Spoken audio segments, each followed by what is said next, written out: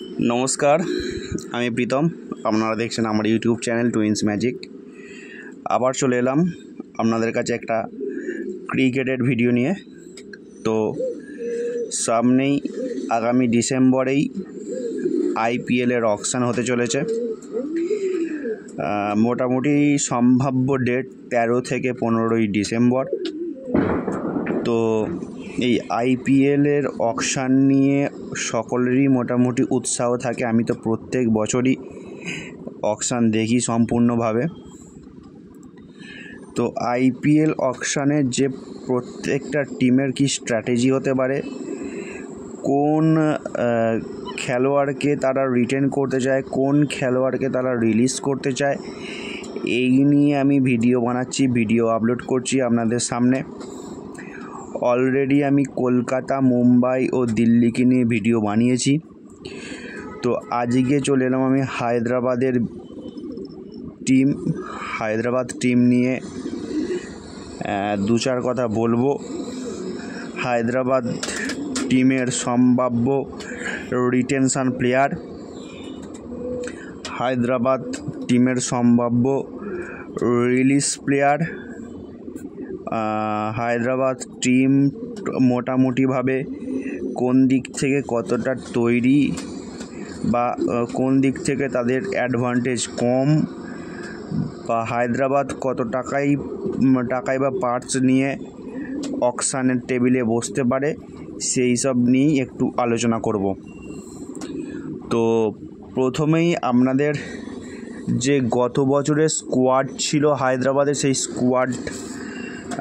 সেই স্কোয়াডে কারা কারা ছিল সেই নামগুলো একবার বলে দিই। হায়দ্রাবাদ টিমে যে খেলোয়াড়রা ছিল তাদের মধ্যে রয়েছে Pat Cummins, Abhishek Sharma, Nitish Kumar Reddy, Heinrich Klaasen, Travis head,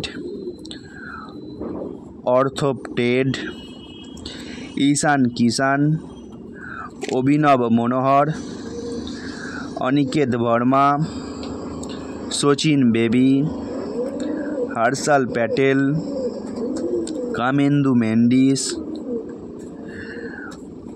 ওলান Mulder, Mohammed Shami, Adam Zampa, Rahul Chahar, Zeeshan Ansari, Jaydev Unadkat, Eshan Malinga.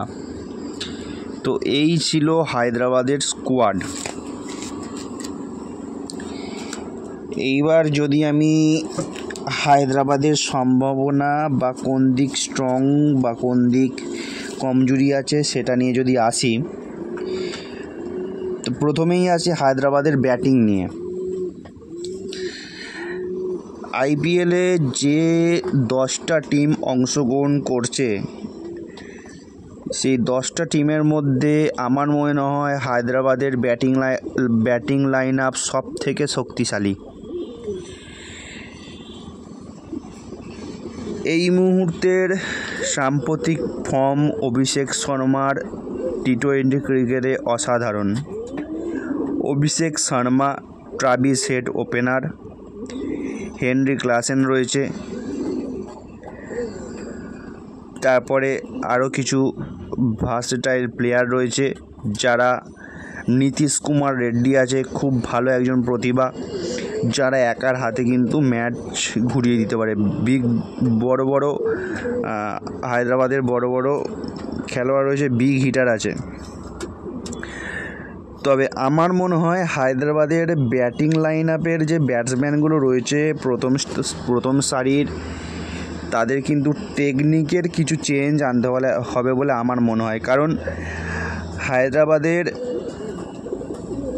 প্রথম সারির ব্যাটসম্যানরা কিন্তু মোটামুটি পেস বোলিংয়ের ক্ষেত্রে ভালো ব্যাটিং করছে। যখনই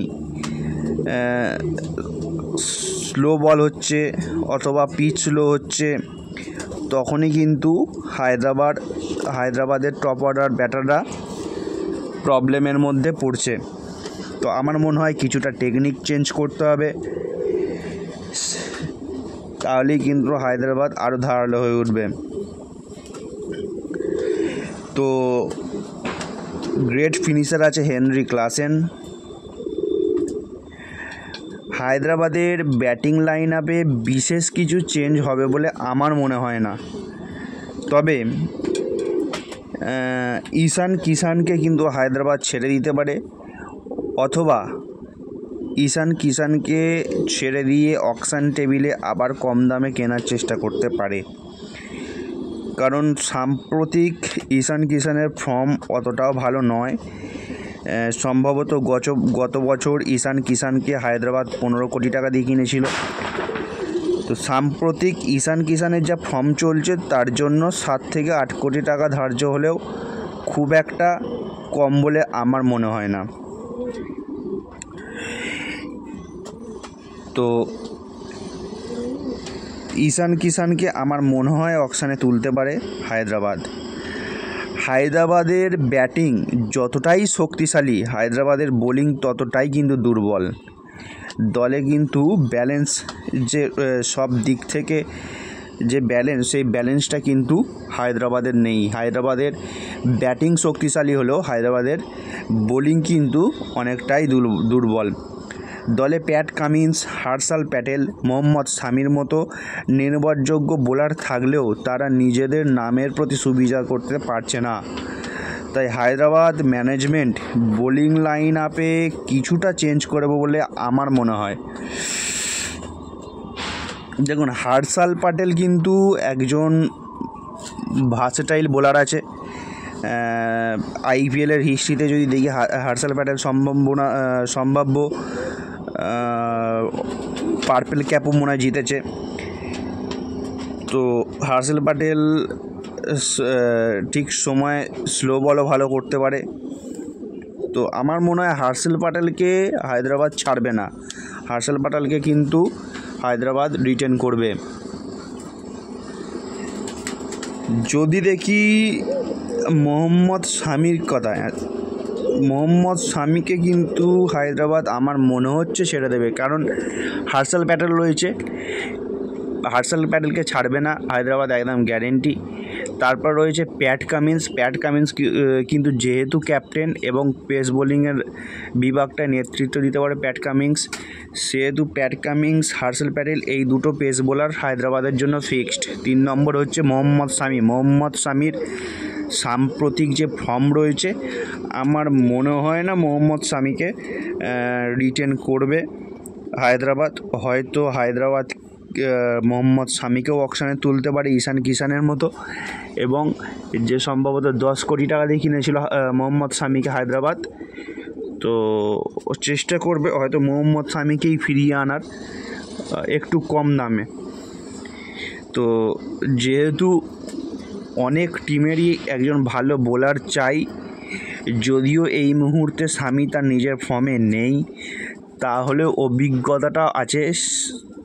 তো হায়দ্রাবাদ যদি শামিকে অকশানে তোলে, তাহলে কিন্তু অকশান থেকে শামিকে তুলে নেওয়া অতটা সহজ হবে বলেও আমার মনে হয় না হায়দ্রাবাদের, কারণ যে কোনো টিমই কিন্তু মোহাম্মদ শামিকে কেনার জন্য ঝাঁপাতে পারে।